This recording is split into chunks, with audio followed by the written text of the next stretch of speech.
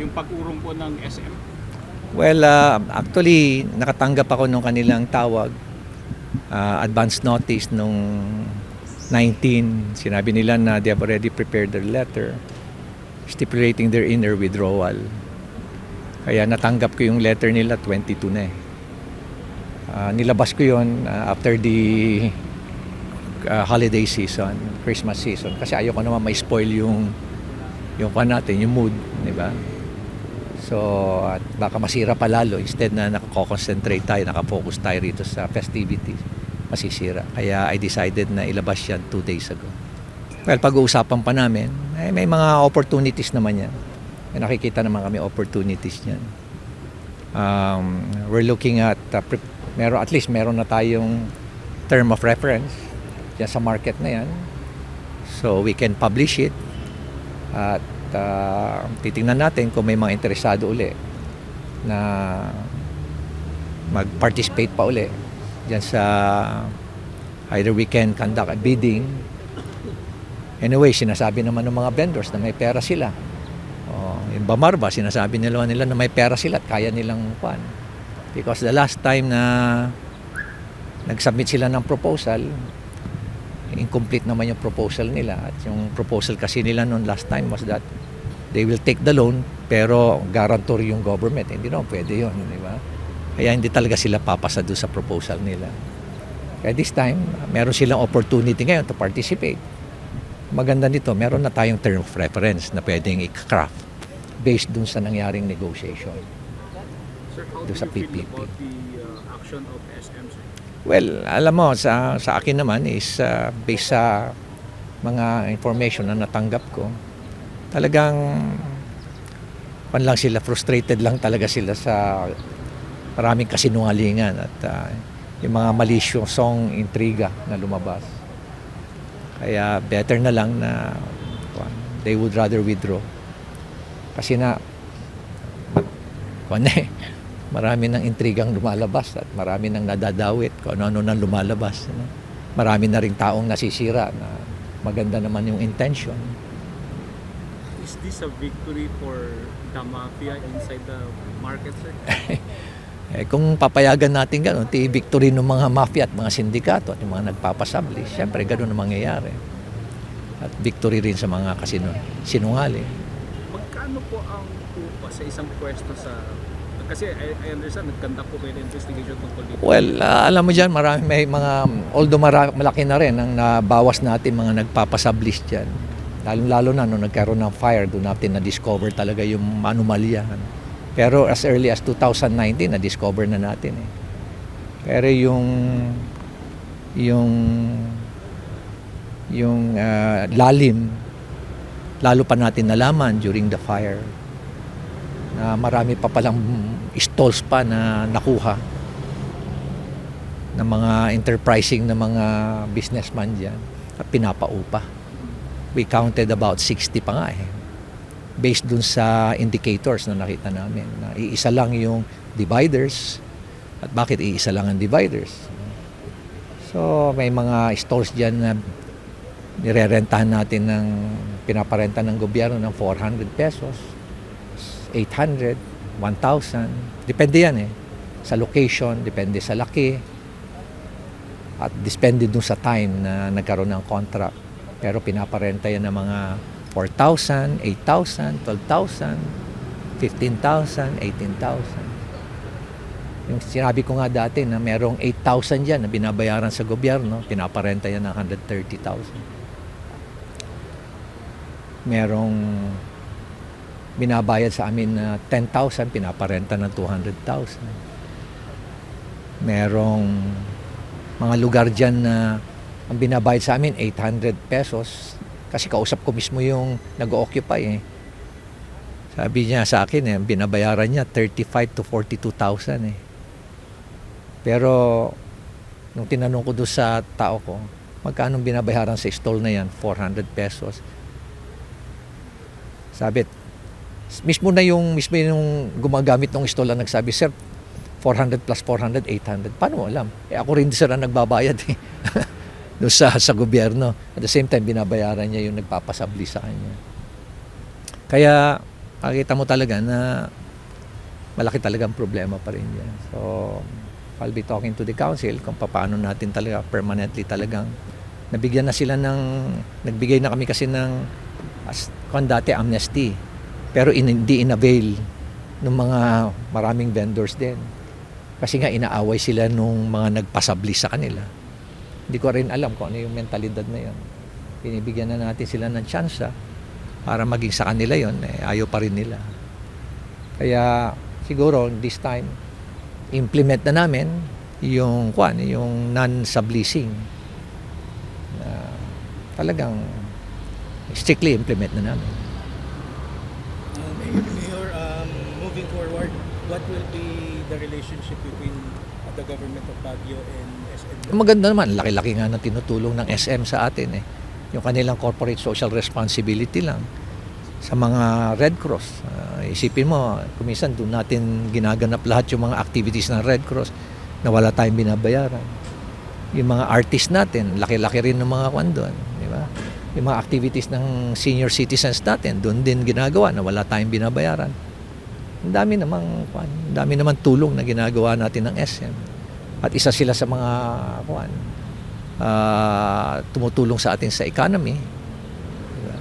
So, kailangan natin i-maintain lang yung mga relationship natin sa mga establishment dito, business establishment. Kasi hindi naman pwedeng putulin natin yung ating relasyon sa kanila kasi reasonable naman yung kanilang pag-withdraw. Isipin mo, 5 years na tinatrabaho natin. Pero nasisira lang. Diba? Dahil sa mga kinalat na kasinungaling at intriga, kakalungkot lang isipin. Diba? Pati kayo siguro, kung gano'n na napakahirap ng dinadaanan nyo, parang ano isipin nyo, tuloy-tuloy nyo pa rin, di na lang. Withdraw ka na lang. So, gano'n yung mangyayari dyan sa market. Sir, sa tingin po ninyo yung nangyari sa SM, ito yung magiging basihan sa mga would-be investors sa Baguio? Ganun din, Magdadalawang talaga. isip? Totoo, syempre. Kasi mawawalan sila ng gana. Kasi nga, yung mga kasinungalingan na kinalat, paninira na ginawa, mga malisyosong intriga, di ba? Sino naman ang gaganahan kung gano'n naman ang mentalidad ng mga ibang tao dito sa Baguio? Siyempre, mawawalan ng gana yung mga investors, lalo na meron pa tayong mga ibang PPP. Yun ang implication. Is it proper for an LGU to put all its resources sa isang project? Hindi pwede. Hindi pwede. Kaya nga, yung sinasabi nilang mag-low loan, pinag-usapan ng matindi ng kanyan nananaginip yung nagpro-propose niya. Hindi mo pwede na mag-loan ka. Paano yung pa natin, yung STP pa natin, kailangan natin mag-loan yun. Napakarumi na nga. Di ba? Malaki nga problema natin sa sanitation. Hindi naman tayo bibigyan ng national government ng funding dyan. Kailangan rin pa rin natin mag-loan, counterpart natin. Tapos, paano pa yung mga iba pang mga projects natin na economic enterprise? Kailangan din natin mag-loan. Kung niloan mo na yan, yung market na yan, hindi ka na makaka-loan. Tapos, every year, dapat meron kang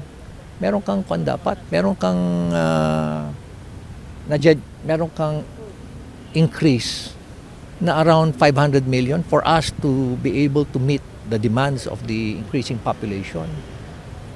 Diba? Kinukulang nga tayo kung titingnan mo nga yung wish list na isinasubmit sa infrastructure pa lang. Ang laki ng agwat Sipin mo 8 billion, tapos yung ating pondo lang 600 million.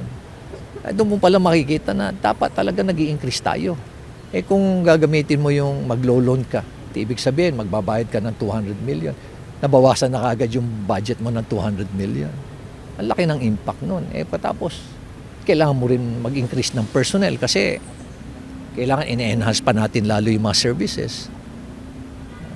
Tapos kailangan din natin ng infrastructures. Kaya hindi talaga basta-basta pwede na yung sinasabi na mag-low loan ka para lang dun sa nandun na nga yung opportunity for PPP. And besides, pinag-usapan na yan at nagdesisyon na yung City Council na through PPP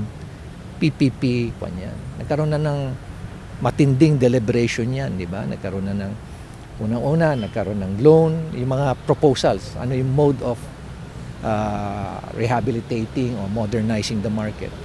May loan, may equity financing, tapos yung PPP. Extensive na yung discussion dyan sa City Council. At the end, nakita nila na talagang the only way to rehabilitate it is through a PPP. Di sana kumikita na tayo, di ba? Pag natapos yung sanat, that's an additional 100 million and tumataas pa yan lalo. Diba? Ngayon, wala. Wala lahat. Kaya ang laki ng impact sa atin at kailangan mahiya tayo. Inayos na nga natin yung market na yan. Sir, based dun sa letter ng SNP, meron siyang binanggit na several matters. Wala. It's a very simple letter. Na kailangan Very i-address. simple letter lang, they're withdrawing. Yun lang. They're withdrawing. Very simple lang yung kanilang we're withdrawing. Hindi sinabi ang ano. Pero sa akin, syempre, may sarili akong sources. Pagod lang sila talaga. Sir, ano po yung mga project sana na beneficial para sa city government of Baguio na hindi na matutuloy dahil sa hindi na po natuloy the development? Wala pa naman. Hindi pa naman naapektuhan. Pero syempre, nanonood din yung mga kwan. Tingnan nila ano bang attitude ng mga tao sa Baguio. Tingnan nila lahat yan. Sir, kung Eh, open for bidding po, sir, posible po bang makabalik po ulit ng dati na tips? definitely, pwede yung mga nag-submit ng proposal, but definitely SM. Sir, Tingnan natin yung mga vendors, sinasabi nila na kaya nilang sila ang mag-bid ngayon, mag-participate sila. At least meron na tayong meron na tayong established na baseline. 'Di ba? Kakayanin ba nila 'yon? PPP Yung pa offer rin na po yun. yung mode. Yun pa rin yun pa rin ang decision unless i-withdraw na ng City Council. yung bang pag-atras ng SM ay malaking kawalan sa City of Baguio? Oo naman, malaki. Kasi nga, sayang yung modernization natin. Tapos, saan ka makakita na ang isang kumpanya mag-i-invest na ang kanyang IRR is 4% lang. Internal rate of return, 4% lang. Usually yan, 7%. Tapos, ang payback, 26%. When in fact, usually ang payback time yan, 14%. Yan ang industry standard sa mga investors. Dito, 26%. So anong value ng pera mo ngayon after 26 years? Di ba?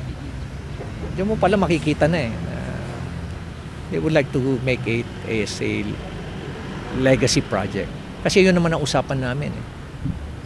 During the negotiation, ang pakiusap ko sa SM noon is, why not give it back to the community through a legacy project? At yung ngayon binanggit nila sa akin na, okay, we're making it as a legacy project. Kaya nga ang kanilang, nung titingnan mo yung finances, ang kanilang IRR is 4% na lang plus, 4% plus. At ang kanilang payback is 26. Mababa yun, sir. Alam mo, any investor would not invest in that kind of kung ang financials ganun. So we missed the opportunity. Sir, Pero sabi ko nga, may silver lining pa rin dito. We will publish again. This time, it will now become a solicited proposal. Ilalabas na namin yung term of reference, and malaking effect doon yung negotiation na nangyari. 34 terms of negotiation yan. So titingnan natin